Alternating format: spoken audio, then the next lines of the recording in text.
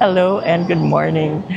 This is the trip that we've long planned and we're now doing it.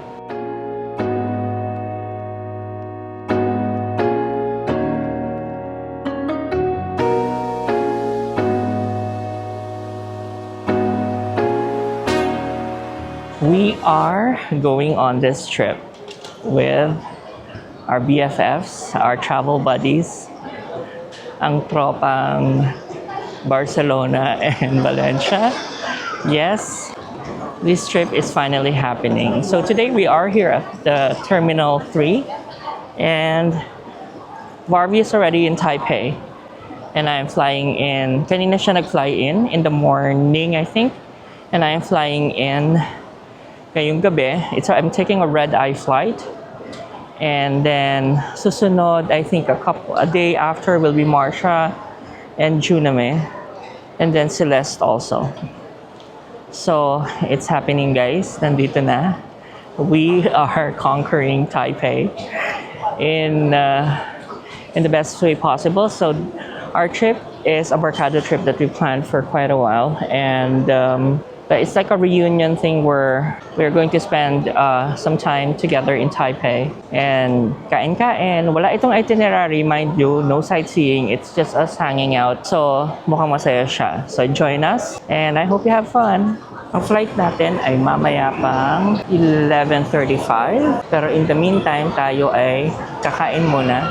Parang ngayon, mas gusto ko nang kumain dito sa food area kesa sa lounge. Pero we'll hang out at the lunch. Pero kumain muna tayo. So we are now here at Nanyang. It's my favorite for Hainanese chicken. So before our flight, dito sa parang food hall, this is my favorite place to eat. It's Nanyang. I ordered Hainanese chicken. And hindi pa ako nagkakape ngayong araw. So I ordered their toast and coffee. So yun muna ang gagawin ko today. Kasi matagal pa yung flight ko. It's only 8 o'clock. And mag-spend muna ako ng good time dito. Kasi I'll also go to the lounge naman. Pero at least it's just to hang out na lang. Hindi na to eat. Kasi I love the food here. Mura pa. Sobrang mura pa. So that's why I love it. Ay, Lord. Teka lang. Hindi ko na naman alam ginagawa ko. And in preparation ito for our trip. Kasi pagdating sa Taipei, mag-iiba na ang ating taste palette. So, magkanin na muna tayo. Let's eat rice as much as we can dahil pagdating sa Taipei, medyo majujeta tayo sa kanin. Okay? Kain muna ako. And then, I'll see you when I get inside, okay?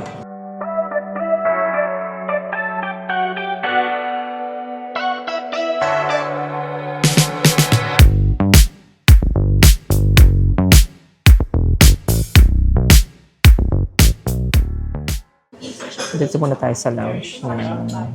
Sa A-lounge, actually. Saan tayo laging tumatambay. Unfortunately, silang siomai. So, napakain na naman tayo. Wala talaga kaming planned itinerary. Kasi by this time, everyone has gone to Taipei already. Lahat ng mga obligatory stuff that, one needs to do, nagawa na ng lahat ng tao.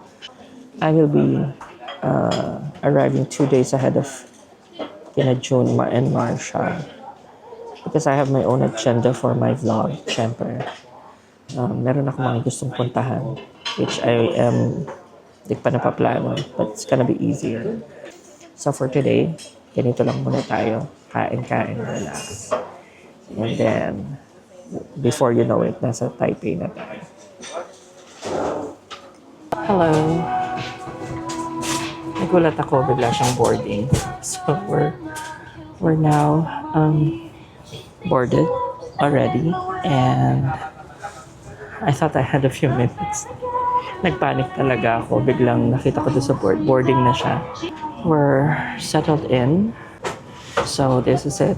After hopefully 1 or 2 hours and a half or 2 hours, we'll be in Taipei, and then we'll rest a little bit, and we'll clear immigration, get our stuff, and then fortunately we need to wait for our for the trains or for transport to start maybe at around 5-ish.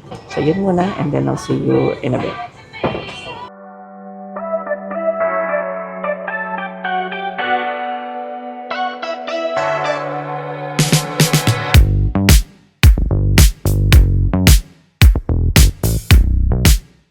Good morning, this is Ed, and welcome to my adventures. Today we are, of course, here in Taipei, here in Taiwan. And maybe you can see sa likod ko, we're at the Tamsui Station because may pupuntahan tayo ngayon. At I'm sure nakita niyo na to somewhere or in social media. Pero ngayon, pupunta tayo. It's in the middle of nowhere. Baka may idea ka na. Hello friends, we arrived here in Taipei today. Maaga yung flight natin. We took a red eye to Taipei. At dumating tayo dito ng whopping 1 a.m. or 1:30 a.m. in the morning. So fast forward that, ginawa ko is nagpamassage muna ako dun sa, may mga massage stuff dun sa airport. So I had to basically wait it out until meron ng public transport, and then immediately after, I left the airport going to the city, and then iniwan ko yung aking gamit dun sa aking accommodation sa Ximending. And then tumiretso na tayo dito sa Tamsui. Yun ang sabi nung yun ang sabi nung sa LRT kanina. MRT, Tamsui. Okay, let's remember that. We are taking a bus to go to a bus station.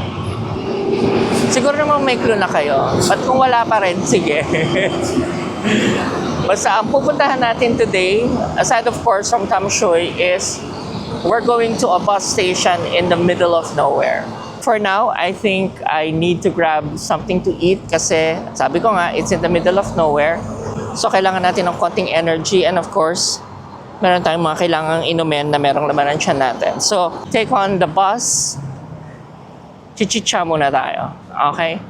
Kain lang ako sandali, and then continue na natin ang ating agenda. This is fun, promise. Okay, so ngayon i-reveal na natin ang ating destination. Ito ang oh my god, hindi ko siya pronounce. Tiyoshi Bus Station. Parang ganun. Basta spelling niya is Tiaoshi. Tiyoshi Bus Station. At ang sasakyan natin from Tamsui is bus number 862 or 863. Papunta sa Tiyoshi. From here, I think it's an hour away. And ang pamasahe, alam ko, one way is around 60 NTD. And then, syempre, pabalik. Ganun din. So, basically, ang kailangan mong tandaan lang na mga bus is 862 and 863. And remember, sabi ko sa inyo, mag-breakfast dapat ako. Kaya lang sabi ko, sayang yung oras. So, ang ginawa ko, bumili na lang ako ng food to go. Dahil syempre, pupunta tayo sa may coastline. Parang mas maganda na, maghanap tayo ng uupuan doon, kumain, ganyan, for our breakfast. Tapos pala, isa pang maganda dito, yung dadaanan ng bus is coastline. So, makikita natin yung, mga tabing dagat, mga waves, ganyan. So, I'm looking forward to it. I'm so excited. Sobrang excited ko, promise. So, ngayon, hinihintay na lang natin yung bus, and then we'll be on our way.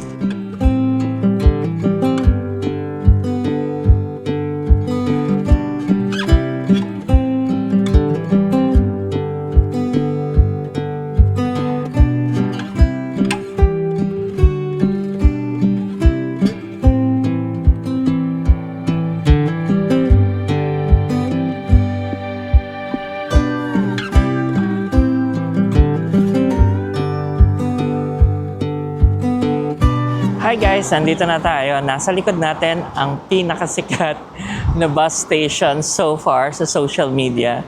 Makikita nyo ang vibe niya. It's by the water. Alam mo yun, ang aesthetic lang niya. Kaya lang, siguro one thing na you should also know is because dahil sikat siya, medyo mahaba ang pila. And ano talaga, you need to be a little bit patient and you need to find your slot, kumbaga, kung paano siya makukuha. Para-paraan.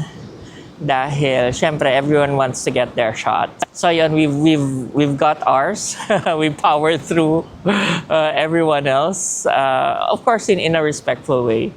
And, yan, ito siya. Ito ang ating agenda for today. And I'm so happy na nakarating tayo dito, napuntahan natin siya. And we got the shots that we wanted. We just wanted to experience it, yung tabing dagat, yung vibe. Yun naman ang importante doon, syempre. Diba? Kasi alam mo naman, pag solo traveler ka, you do the best that you can. Diba?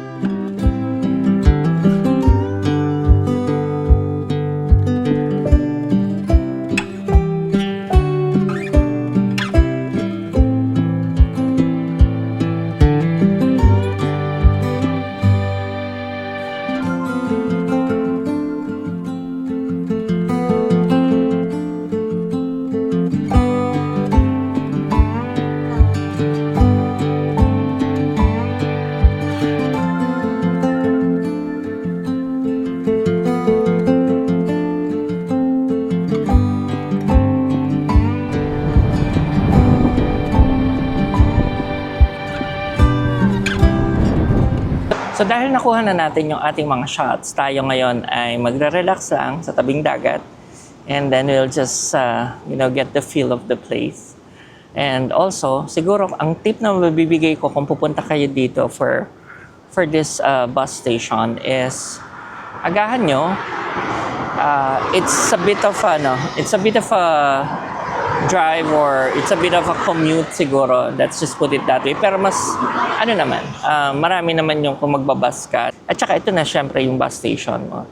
Kaya lang, as you can see sa likod, ang daming nakapila. People are just, trying talaga to get their shot and to take advantage of dahil ang talayo ng pinuntahan nila. Syempre, susulitin nila. So, wala namang exclusive na access sa kanya because it's a public bus station. So, just enjoy it. Okay? So ako, lakad-lakad lang ko ng shots but I'm happy. And if you have time, okay siya, maganda. Maganda siyang puntahan.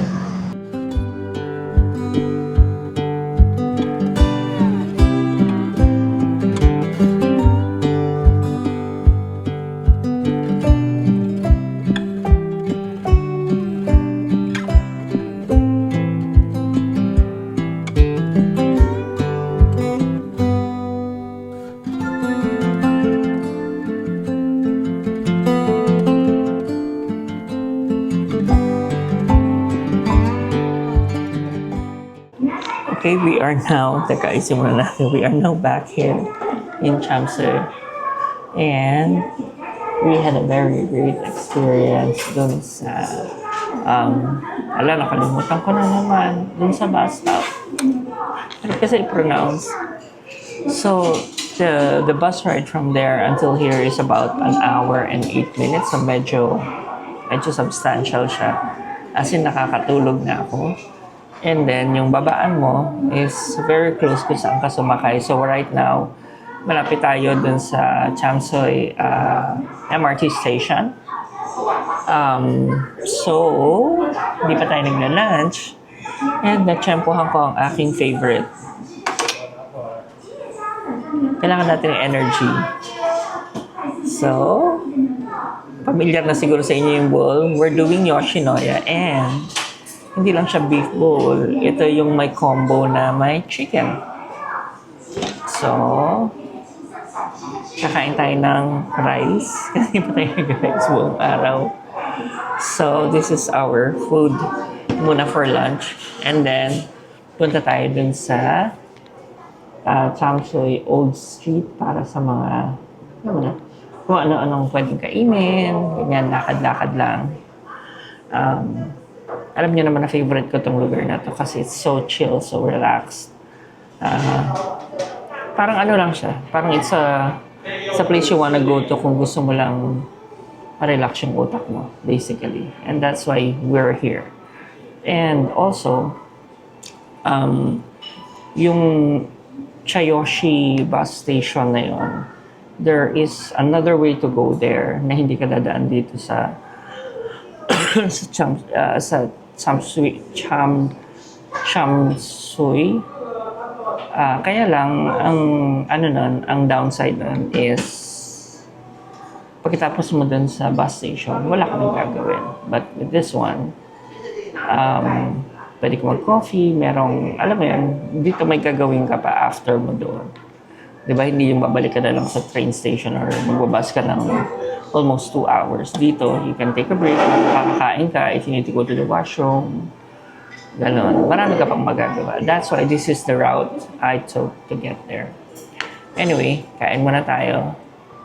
Ako pala. Okay, kain muna.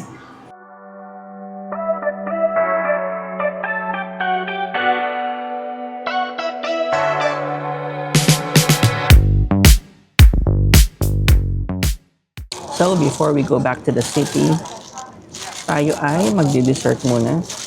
Bumili tayo ng donut.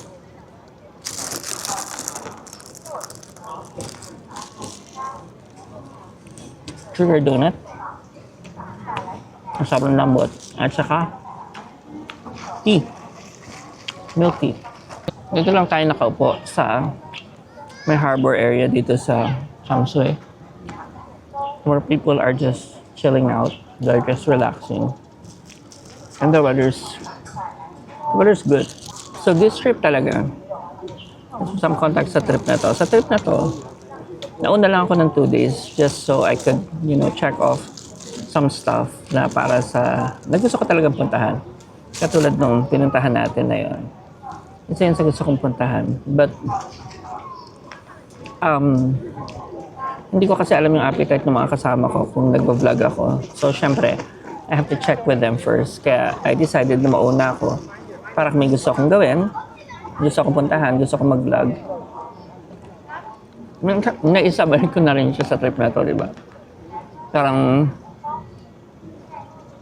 killing 2 birds with 1 stone, kumbaga. So, like right now, at least yung day 1 natin, kahit medyo pagod na pagod pa tayo, at least we have one exciting content already.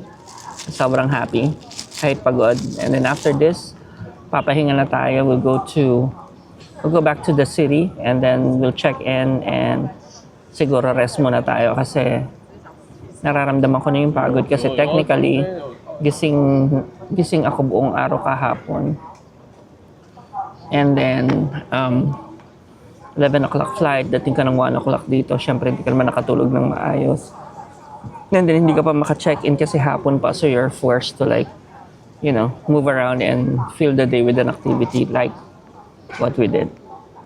So after ko mag-hang out dito, mag-relax, I'm heading back to the city and then I'll do all of the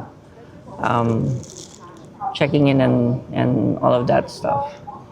And then I don't know kung matutuloy ko pa siya. If I don't, then I'll see you on the next video. But if I do, i-add ko na lang dito. But again, thank you for joining me here. Itong series na to medyo unexpected. Hindi natin alam what's in store. But we'll make the most out of it. Kung makaka-vlog tayo, sure. If not, syempre, ang priority natin is to have quality time with our friends. Okay? So, yun muna. Thank you, guys. And I appreciate you joining me in my adventures. If you haven't subscribed yet, please subscribe. And there's a lot of travel and videos that I've uploaded already. So, if you have the appetite for it, please go see them. Okay? Thank you so much. And again, be good humans. Bye.